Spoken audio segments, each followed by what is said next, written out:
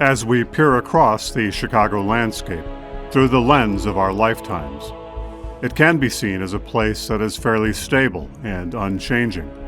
But in fact, the Chicago region is and has been a dynamic landscape for the past several millennia, in its geology, geography, and its people. One feature in particular, indeed the very possible reason for Chicago's existence, is a small strip of land several miles long and perhaps a mile wide to the south of Chicago's present-day skyline, reaching tentatively from Lake Michigan's southwestern shores across the subtle mid-continent divide to the unassuming Des Plaines River, an ancient passageway between the Great Lakes and the Mississippi River waterways, still alive and busting with energy, the Great Chicago Portage. Primary sources for this video include The Chicago River, A Legacy of Glacial and Coastal Processes by Michael J. Krzyzatowski, published in 2009. Muddy Ground, Native Peoples, Chicago's Portage, and the Transformation of a Continent by John William Nelson, published in 2023. Indians of the Western Great Lakes by W. Vernon Knietz, published in 1965. Indian Villages of the Illinois Country by Wayne C. Temple, published in 1958. 12,000 to 14,000 years ago, in the waning days of the Ice Age, the last of the epoch's glaciers began retreating northward from North America's deep interior, the Great Lakes Basin. Moraines, representing the end of glacier movements, created north-south ridges along the Proto-Lake Michigan.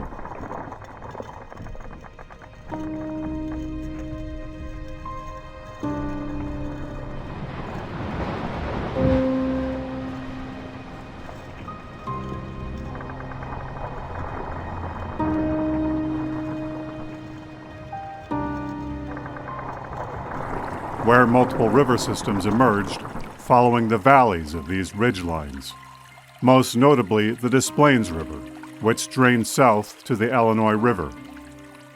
The early Chicago River also formed north-south branches and initially drained westwards to the Mississippi. As glaciers retreated, the early Lake Michigan water levels rose with the melting ice. The low-lying Chicago area's lake plains were inundated with water. A new lakeshore formed 15 miles to the west, and Blue Island was, well, an island. The Chicago River then drained into the lake, which drained to the southwest through a large channel known to geologists as the Chicago Outlet Valley. During the time of these high water levels, the Portage Passage was a wide channel, and lake travelers could travel freely into the Illinois River Valley and westwards to the Mississippi River. Following this initial expansion, driven by glacial melt, the lake levels fell dramatically as water in the Great Lakes system found other avenues of escaping from the mid-continent. This shifted the lakeshore more than 25 miles to the east of the present day. The waters of the Chicago River shifted correspondingly, likely making the Portage Passage unusable for a period. Not until about 2,000 to 2,500 years ago did Lake Michigan water levels stabilize, and the river systems that we know today take their modern form, with the Des Plaines River draining into the Illinois River north to south, the two branches of the Chicago River draining into Lake Michigan, and the headwaters of the south branch of the Chicago River between what is today Damon and Ashland Avenues. This left early Chicago astride a subcontinental divide, where rainfall falling to the west of the city flowed into the Mississippi River watershed, thence southward into the Gulf of Mexico, while precipitation falling within Chicago's lake plain flowed into the Great Lakes drainage, into the St. Lawrence Seaway, and then to the North Atlantic Ocean. On the ground, this mid-continent divide was an innocuous muddy strip of land, perhaps 5 miles in width, a former drainage channel of the Great Lakes that had silted up. For early travelers between these two great waterways, the Great Lakes and the Mississippi River Valley, this divide required a several-mile portage, the manual carrying of watercraft and cargo through meandering marshes to the Des Plaines River, which fed southwest into the Illinois River. To indigenous people, and later to European explorers, this became known as the Chicago Portage.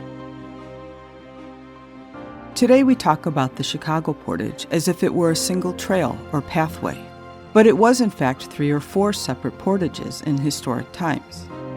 The most famous, and probably the most used portage, ran from the western edge of the south branch of the Chicago River, due westward for about 10 miles, where it intersected with an inlet of the Des Plaines River.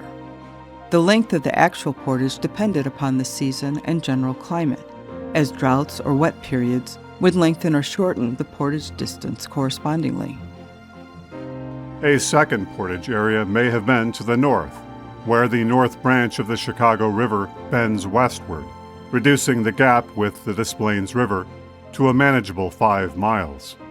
A third portage was to the south, where the Little Calumet River leads towards Blue Island, a local high point, and from thence to a creek tributary of the Des Plaines River, today re-engineered as the Calumet-Sag Canal, which drains into the Des Plaines.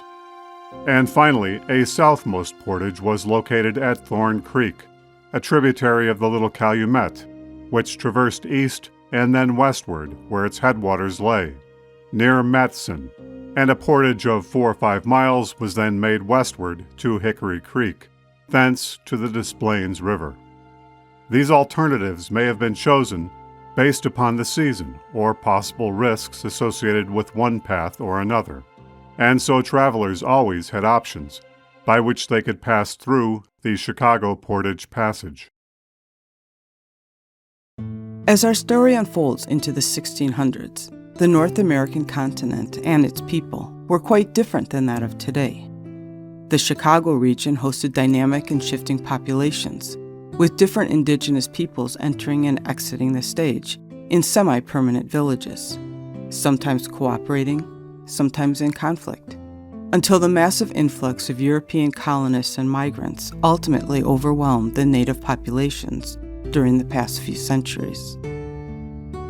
Native Americans have lived in the Chicago region for thousands of years, but it has not always been the same tribes, the same cultures, using the same language, who called this place home. Like the European continent, and like most places on Earth, people have been ever on the move, shifting from place to place, driven by the availability of resources, climate, conflict, and politics. The arrival of the Europeans in the 1500s and their expanding toehold on the east coast of the North American continent created additional tensions and competition for resources between Native American nations, between European nations, and between indigenous people and Europeans. Many First Nation people were driven westward, who themselves came into conflict with indigenous people who had preceded them. The Chicago region in particular played a pivotal role in these shifting dynamics, in the exchange of goods and materials, as it was a gateway between two different worlds, the Great Lakes watershed and the Mississippi watershed. Travelers through this gateway had options for their use of watercraft. Today, we tend to think of First Nation people and early European explorers as using birch bark canoes, which were lightweight, sturdy, and capable of transporting a number of passengers and substantial cargo. However, it's unclear to archaeologists as to when birch bark canoes, or skin canoes, were first devised by indigenous people, or when they became common in the waters of the Great Lakes and the Mississippi River Valley, as they have been completely elusive in the archaeological record. Archaeologists do know, however, that Native Americans used dugout canoes, typically fashioned from pine, cypress, oak, or other available woods, as there have been numerous examples found, dating from a few hundred years old to 4,000 to 5,000 years old, typically preserved in the sediments of lakes. And this is further confirmed by the oral tradition of Native American tribes, such as the Ho-Chunk, who have preserved the methods of manufacturing such watercraft to the present day. The landscape and geography of the Chicago Portage region has been dramatically altered in the last few hundred years, now virtually hidden and unrecognizable.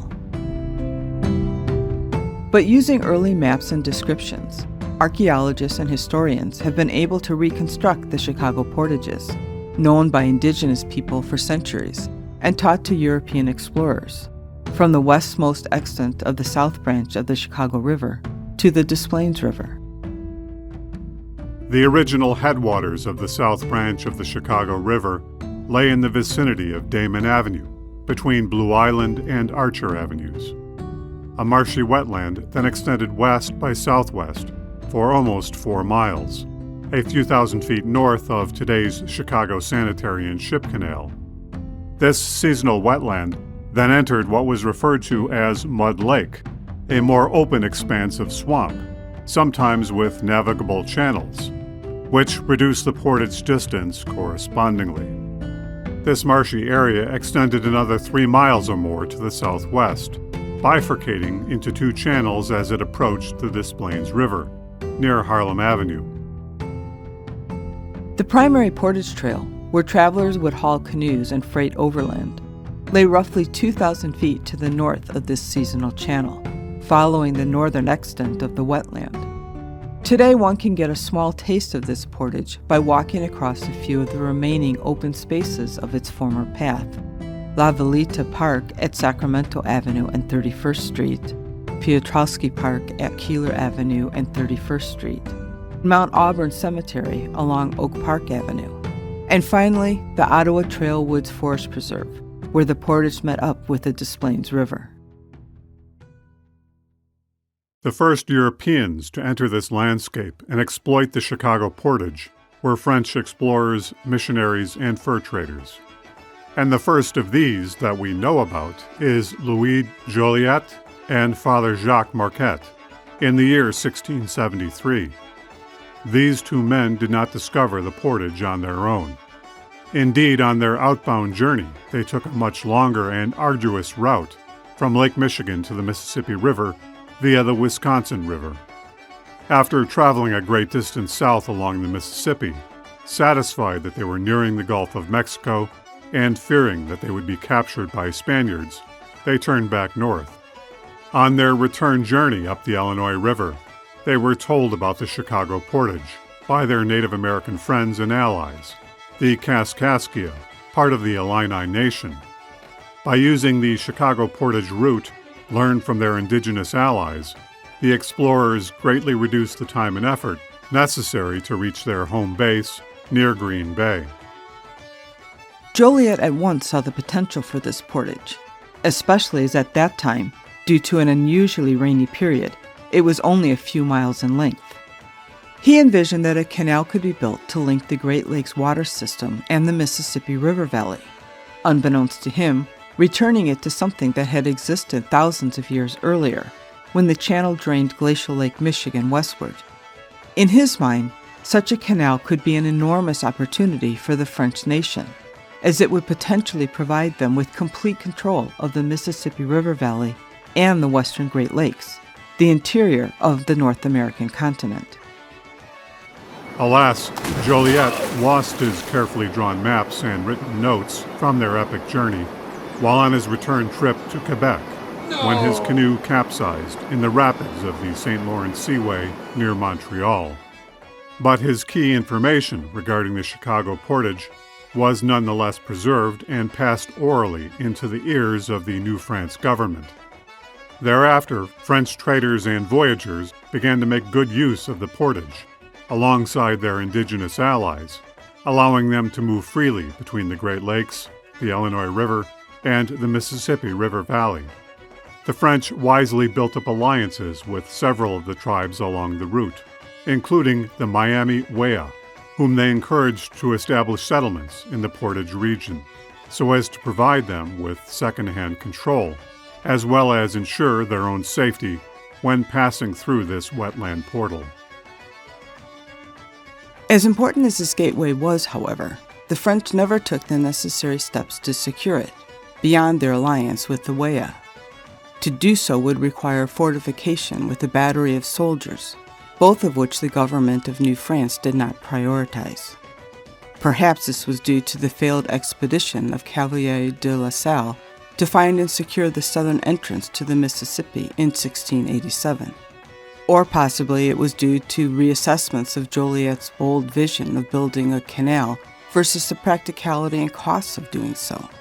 But most likely, it was due to the French government bifurcating control of the portage between the colony of New France, based in Quebec, and the upstart Louisiana colony, based in New Orleans, placing the portage of the border between these administrative areas, confusing who actually controlled the passage, at least among the French and their European counterparts.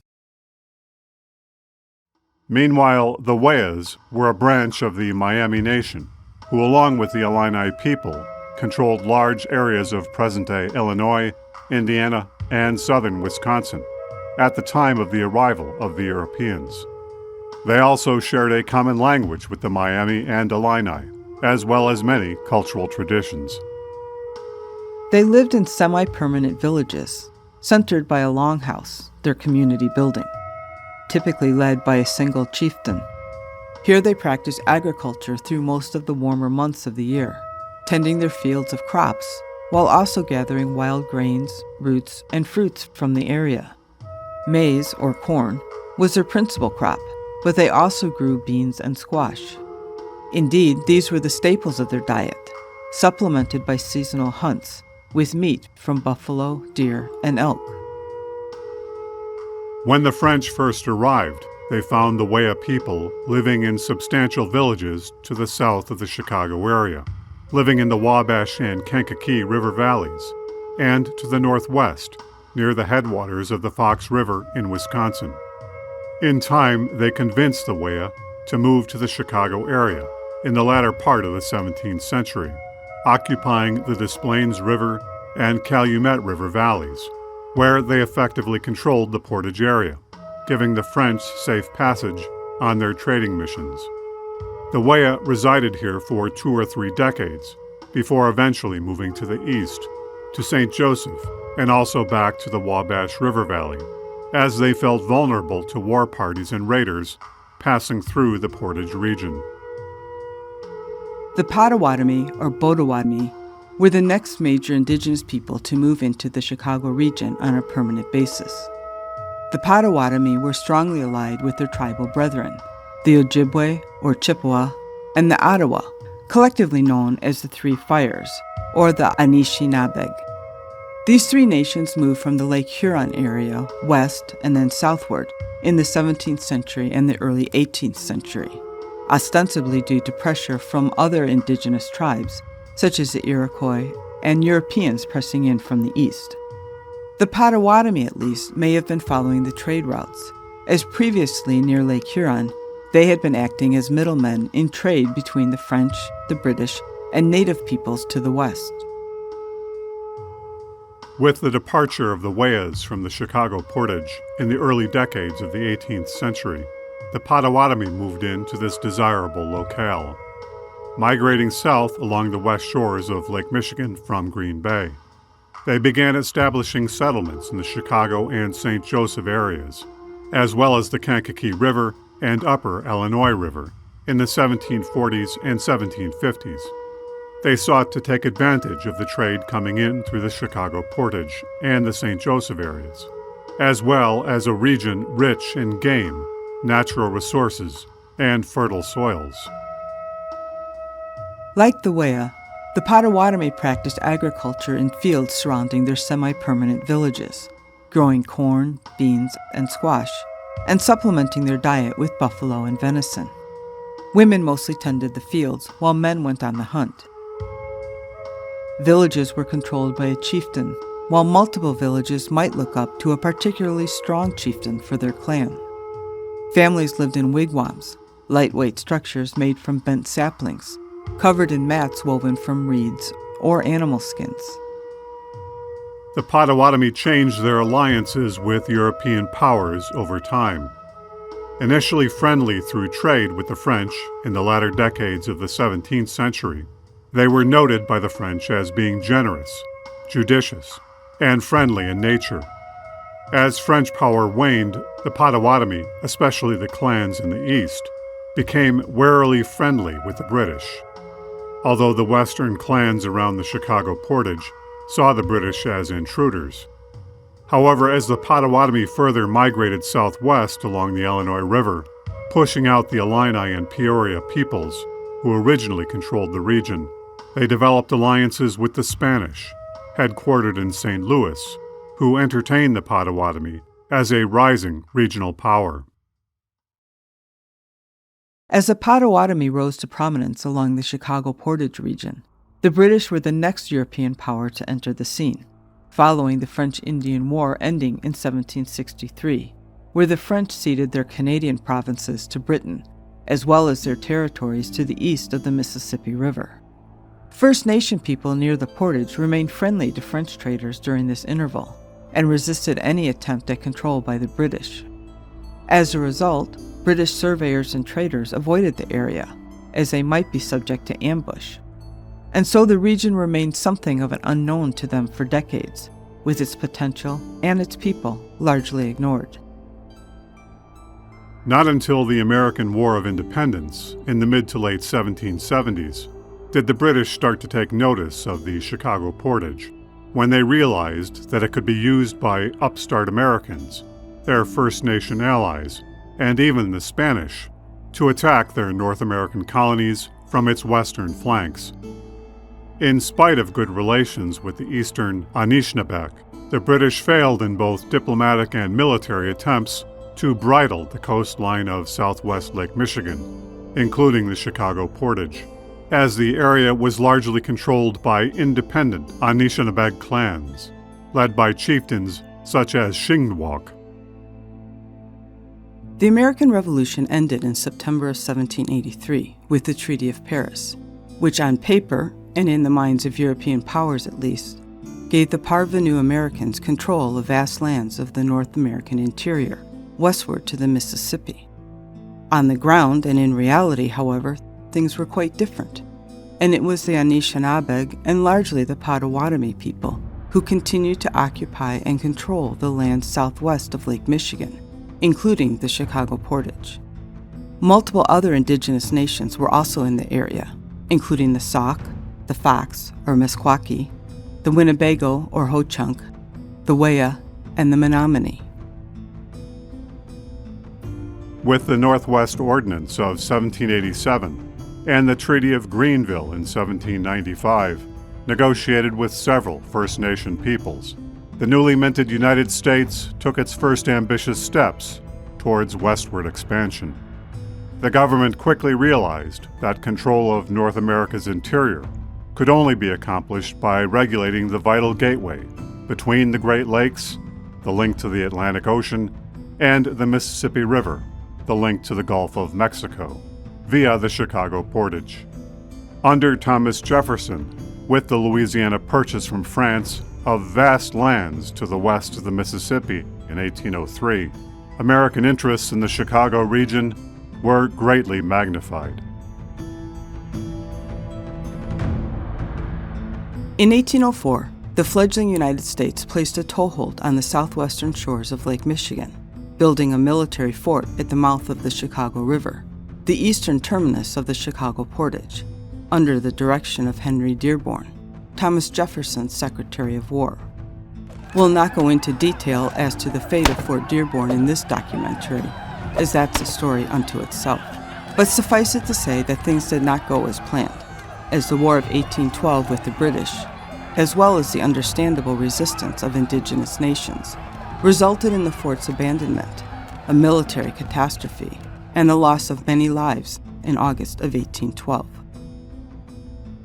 Following the Treaty of Ghent in 1815, which finalized the war between the British and the U.S., and the defeat of the Shawnee leader, Tecumseh, at the battles of Tippecanoe and Thames in 1811 and 1813, respectively, the Americans returned to the Chicago Portage in 1816 and rebuilt Fort Dearborn, now with more confidence. By this time, too, the United States had adopted a more aggressive strategy in treaties with Native Americans, using tactics both coercive and divisive, and intended for removal of indigenous people to the west, beyond the Mississippi River. With the Treaty of St. Louis in August of 1816, between the United States and the Anishinabeg, the Americans finally gained control of the 20-mile strip of land which included the Chicago Portage, connecting Lake Michigan with the Illinois River, resulting in the Indian boundary lines that ran northeast to southwest from Lake Michigan. With the new Fort Dearborn looming over the eastern terminus of the Chicago Portage, a small settlement slowly emerged on the edge of the American frontier, that being Chicago, with platted streets, trading posts, taverns, warehouses, hotels, and stagecoach offices rising from the flat, muddy landscape. The Portage Trail itself was improved, made ready for horse-drawn wagons in order to ease the burden of man-hauling and to increase freightage between the east and west terminus. What had been a backwoods trade network run by a handful of fur traders and entrepreneurs, the first being Jean-Baptiste Point de Sable, followed by John Kinsey and others, now began to emerge as a bustling trade port with expanding territorial business interests. The Chicago Portage Trail remained in use until 1848, when the much-anticipated Illinois and Michigan Canal project was completed, finally realizing Louis Joliet's 1670s vision of a canal linking the Great Lakes with the Mississippi River. A dozen years in the making, at a cost of $6,170,000, more than $1 billion in 2025 money. The 60-foot wide by 6-foot deep I&M Canal ran from Bridgeport, near the headwaters of the South Branch of the Chicago River, nearly 100 miles to the southwest, managed by a set of locks, which maintain water levels and flow, and linking up with the Illinois River at LaSalle, Peru, Illinois. The linear canal was built about a half-mile to the south of the original wetland channel, in what is today the path of the Adlai Stevenson Expressway, Interstate I-55, traversing along an almost identical west-southwest trajectory as the original wetland, then skirting along to the south of the Des Plaines River. The new I&M Canal established the novice city of Chicago as a major transportation hub, linking the industry and agriculture of two great watersheds, the Mississippi River Valley channeling to the Gulf of Mexico, and the Great Lakes, accessing the St. Lawrence, the Erie Canal, and the North Atlantic. Although successful, the I&M Canal was largely superseded within the span of a few decades by railroads. Indeed, even during its construction, there was much talk of abandoning it in favor of the upstart railroad technology. Even with the proliferation of railroads in the area, in particular the Chicago Pekin and Southwest, later the Santa Fe, which ran alongside the canal route in the late 1880s, the canal continued in operation until the first few decades of the 20th century. But in the latter part of the 19th century, a new and larger canal was being considered, primarily as a means of protecting the water supply of the burgeoning Chicago metropolis, that being Lake Michigan, from the industrial effluent of the Chicago River and the I&M Canal draining back into Lake Michigan. Secondarily, the new canal would be significantly wider and deeper than the I&M Canal, more than 200 feet wide by 24 feet deep, allowing access to much larger freight ships. And so the Chicago Sanitary and Ship Canal project was launched in 1887 as a means of reversing the flow of the Chicago River from draining into Lake Michigan, draining to the southwest, to the Illinois River watershed. The new wider canal was dug almost in parallel to the I&M Canal, about 1,000 feet to its north. This massive engineering and construction project, unprecedented for its time, was completed in the latter months of 1899 and was opened on January 2, 1900. With the extensive urbanization, industrialization, and remodeling of the landscape along the Chicago River and the areas west to the Des Plaines River, it would be remarkable that any pockets of the Chicago Portage would still exist. However, due largely to the research of Chicago historians Robert Knight and Lucius H. Zook, the western terminus of the Chicago Portage and the west banks of Mud Lake were identified, somehow surviving to the present in the community of Lyons, to the west of Harlem Avenue by 48th Street. The land was purchased by the Cook County Forest Preserve in 1950, primarily due to its historical importance, and became the Chicago Portage National Historic Site in 1952, a unit of the National Park System, but owned and administered by the Cook County Forest Preserves, today as part of the Ottawa Trail Woods. The Portage site was placed on the National Register of Historic Places in 1978. A monumental metal sculpture by artist Ferdinand Ribechini, featuring likenesses of Marquette and Joliet, was erected in 2008 to commemorate and memorialize the importance of this place.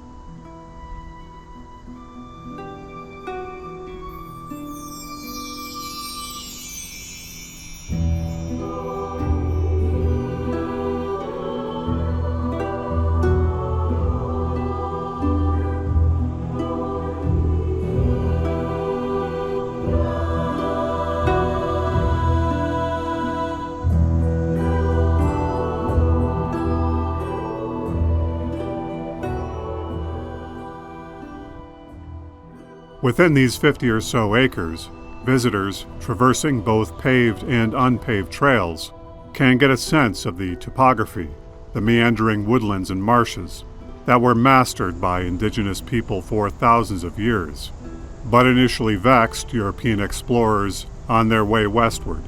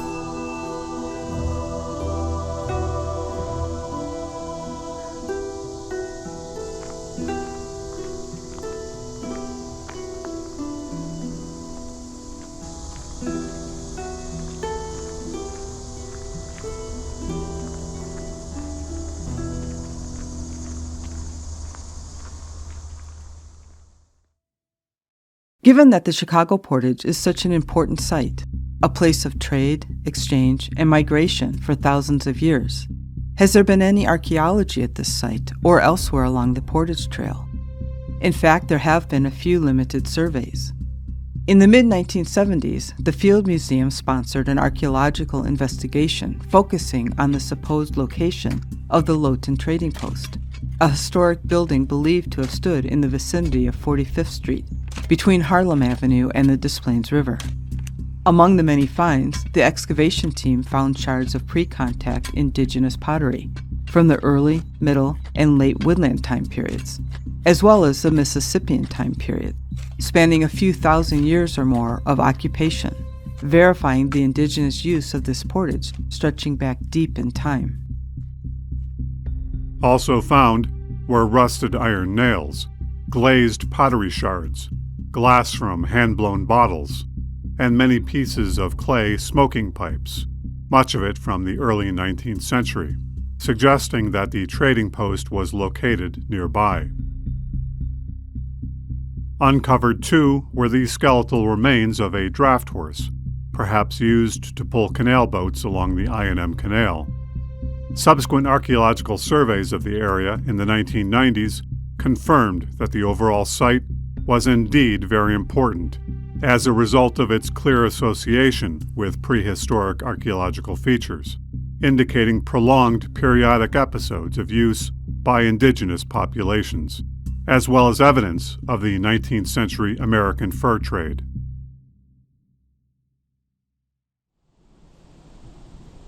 From the ground, one gets a sense of the meandering topography of the swampy landscape.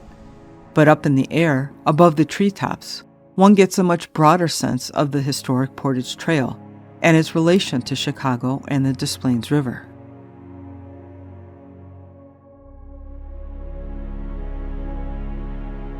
From this vantage point, looking east, we can see the Chicago downtown skyline to our left. Directly in front of us was the Portage Trail, between the headwaters of the South Branch of the Chicago River and the entrance of today's park and Chicago Portage Monument below. To the right, we see the Chicago Sanitary and Shipping Canal, leading back to the same place of origin, the South Branch of the Chicago River, miles in the distance. Turning around, we see the object of the trail's reach, the Des Plaines River. Perhaps an even grander vision of the Chicago Portage can be seen from the east, where the whole panoply of Portage history is laid out. Here, looking southwest from the headwaters of the South Branch of the Chicago River, the ancient Chicago Portage Trail leads off in the distance to our right. The I&M Canal, which replaced the Portage Trail, was hundreds of feet south of the Chicago Sanitary and Ship Canal.